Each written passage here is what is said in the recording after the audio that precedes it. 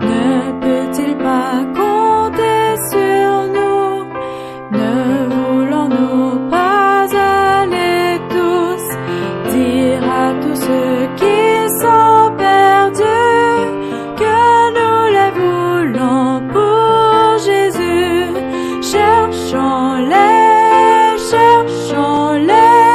savons-nous le prix d'une âme? Shalom, shalom à vous. Bienvenue dans notre série consacrée au leadership serviteur. Jusqu'ici, nous avons vu ce qu'est le leadership, exploré différents styles et découvert la spécificité du leadership serviteur.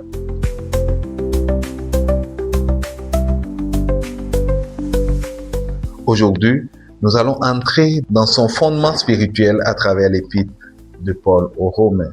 Pourquoi l'apôtre Paul, dans ses lettres, se présente-t-il d'abord comme serviteur avant d'être apôtre? Et qu'est-ce que cela nous apprend sur la manière d'exercer le leadership?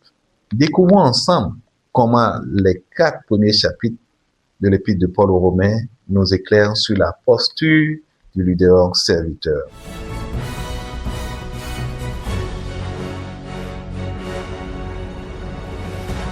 Lisons Romains 1, le verset 1.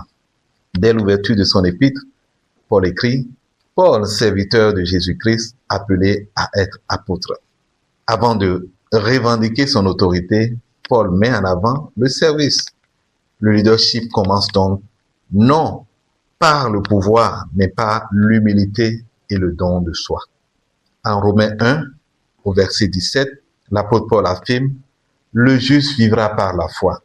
Cela signifie que la foi est le socle du leadership serviteur. C'est elle qui donne aux leaders stabilité, cohérence et courage, même dans l'incertitude. Plus loin en Romains 3, au verset 24, l'apôtre Paul écrit: ils sont gratuitement justifiés par la grâce, par le moyen de la rédemption qui est en Jésus-Christ. Le leader serviteur reconnaît ses limites et sait que ses succès ne viennent pas seulement de lui. Cette conscience développe l'humilité et la responsabilité. Enfin, dans Romains chapitre 4 au verset 3, l'apôtre Paul nous donne l'exemple d'Abraham. Citation: Abraham crut en Dieu et cela lui fut imputé à justice. Le leader serviteur s'exprime par l'exemplarité. Comme Abraham, le leader inspire par sa foi, sa fidélité et sa cohérence. Donc, des 4 premiers chapitres, nous pouvons retenir que le leader serviteur sert avant de commander. Il fonde son action sur sa foi et l'intégrité. Il reconnaît ses limites et sait vivre dans l'humilité. Puis enfin, il inspire par l'exemple et la cohésion. Écoutez l'appel du berger, il sait ses brebis en danger, il les appelle avec amour, espérant toujours leur retour. Que pouvons-nous retenir pour aujourd'hui? Dans nos responsabilités, nous pouvons commencer par adopter une posture de service avant de revendiquer une position. Nous pouvons décider d'agir par la foi et la confiance, même dans l'incertitude. Nous pouvons reconnaître nos limites, demander de l'aide et valoriser les dons des autres qui sont autour de nous. Et enfin, nous pouvons chercher à inspirer par nos actes plutôt que par nos discours. Eh bien, nous voilà à la fin de l'émission de ce jour.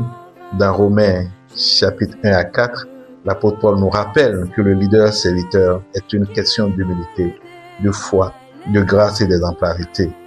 Le leader est d'abord un serviteur et c'est de là que vient la véritable autorité. Dans notre prochaine émission, nous continuerons notre voyage biblique en explorant les autres chapitres de l'Épître aux Romains, plus précisément les chapitres 5 à 8, où l'apôtre Paul nous enseigne l'importance de l'humilité, de la patience, de la vie selon l'esprit pour un leader serviteur. Merci de votre écoute et retrouvons-nous très bientôt pour un nouveau rendez-vous sur le leadership serviteur. Shalom, shalom.